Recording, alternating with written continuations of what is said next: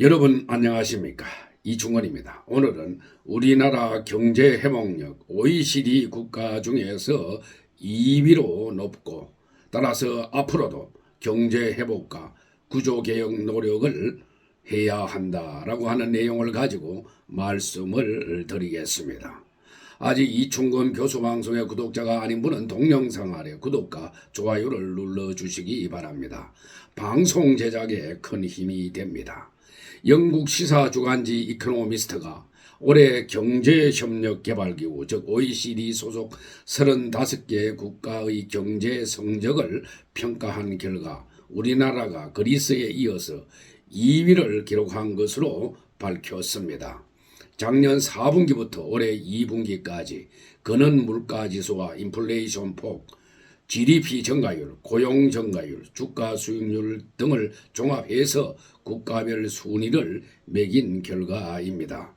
국민 체감도는 떨어질 수 있지만은 세계 경제가 당면한 복합 위기 속에서 우리 경제가 선방했다는 사실을 보여주는 대목입니다. 우리나라는 근원 물가지수 3.2%, GDP 성장률 1.6%, 주가 수익률 7.2% 등으로 2위를 기록했습니다. GDP 성장률은 상대적으로 높지 않았지만은 물가 상승률을 잘 안정시켰다는 점에서 좋은 평가를 받은 배경으로 풀이됩니다. 이코노미스트는 한국과 일본은 물가가 오르지 못하게 막았다라며 한국은 선제적인 금리 인상 덕분에 이런 실적을 낼 수 있었다라고 평가를 했습니다. 1위는 2년 연속으로 그리스가 차지했습니다. 10여 년 전 국가부도 위기를 겪으며 여러 차례 구제 금융을 받아야 했던 그리스는 최근 수년간 높은 경제 성장률을 보여왔습니다. 때마침 우리 경제의 보루인 수출 전선에 활기가 돌고 있습니다. 지난달 수출액은 지난해 같은 달보다 7.8% 증가해서 두 달 연속 플러스 기조를 이어갔습니다. 무역 수지도 26개월 만에 최대 규모 흑자를 기록했습니다. 10월 제조업 생산이 1년 전보다 1.2% 늘어나고 반도체가 14.7% 증가한 것이 회복세에 힘을 실었습니다.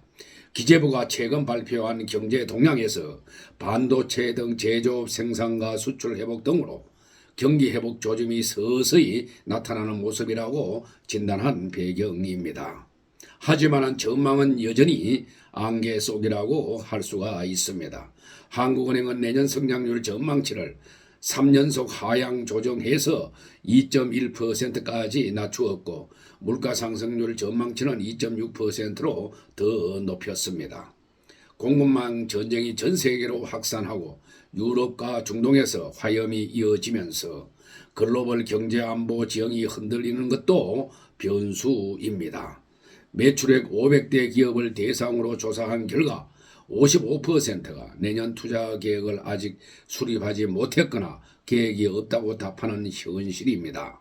이런 가운데 국제통화기금 즉 IMF 기준으로 지난해 GDP 대비 가계부채 비율이 108.1%, 기업 부채 비율이 173.6%로 급증한 데다 국가 채무마저 눈덩이처럼 불어나면서 부채 위기는 시한폭탄으로 다가오고 있습니다. 이럴수록 강력한 경기 회복 처방과 구조 조정 노력이 필요하지만은 현실은 그렇지 않은 것 같습니다. 내년 총선을 앞두고 여야의 정쟁이 극단으로 치달으면서 각종 민생 법안이 줄줄이 표류하고 있고 노동과 교육, 연금 등 3대 개혁과 경제 구조 조정마저 뒷전으로 밀리는 형국입니다. 정부는 물론 정치권도 무한 정쟁을 멈추고 경제 회복과 구조 개혁, 규제 혁파에 머리를 맞대어야 할 것입니다. 어렵게 살아난 회복 불씨를 꺼트려서는 안 될 것입니다. 오늘 방송은 여기서 마치겠습니다. 제 영상을 끝까지 시청해 주신 여러분들께 감사의 말씀을 드립니다.